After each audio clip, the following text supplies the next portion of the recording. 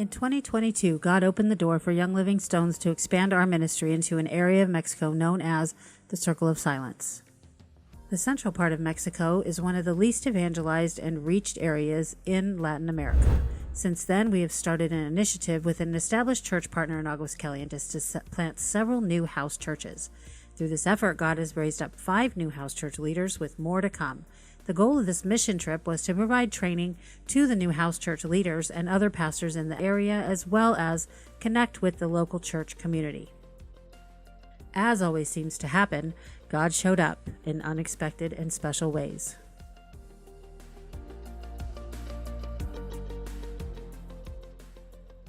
Training for church planters and local pastors included topics on pastoral leadership, servant leadership, strategies for sharing the gospel with children and adults, church asset mapping, inductive Bible study tools, the Discovery Bible Study methodology. The women on our mission trip were able to do specific outreaches and support ministries, painting classes, Bible study on Colossians 3 with a focus on unity in the women, focus on prayer journal and specific prayer requests, and encouraging one another's. The pastors and new house church leaders specifically asked for prayer on the following: for husbands and men to step up in their churches and in their home, unity and friendship among the area churches, for revival from the churches in the city, the protection over marriages and relationships in ministry, and rest. On Sunday, our team spread out across the city to help different churches with their worship services, including our partner church Pueblo de Dios, a rehab center for young men, and a church plant of one of our main churches.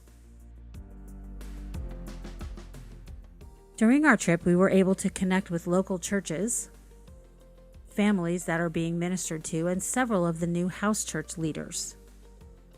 One of the highlights of the trip was being able to have a half-day vacation Bible school. With a local church, Centro Vida Nueva, the VBS included painting classes, sharing the gospel with children, tech toy discovery time, fellowship time, singing, and a meal. We also made new connections with local kingdom missionaries working in the area. Cindy has been a missionary for 30 years in Aguascalientes and has established a student ministry. Hannah has been doing, in Spanish, the Embrace Grace program for pregnant unwed mothers. We also visited a family from Honduras who are going through the challenging times, trying to work, pay for their kids' schooling, school isn't free in Mexico, and provide for their family's basic needs. The local churches are coming alongside to provide support both spiritually and physically.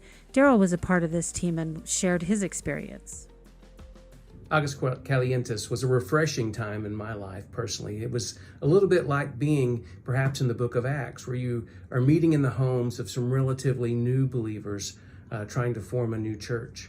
The Lord brought some people who were hungry for the gospel out to Cumbres Tres while we were there. And through the ministry of Pedro, there were several of them were won to the Lord because of that. It was refreshing to see God at work, but it was also sobering to see some of the poverty and the need, particularly the need for the gospel in these areas.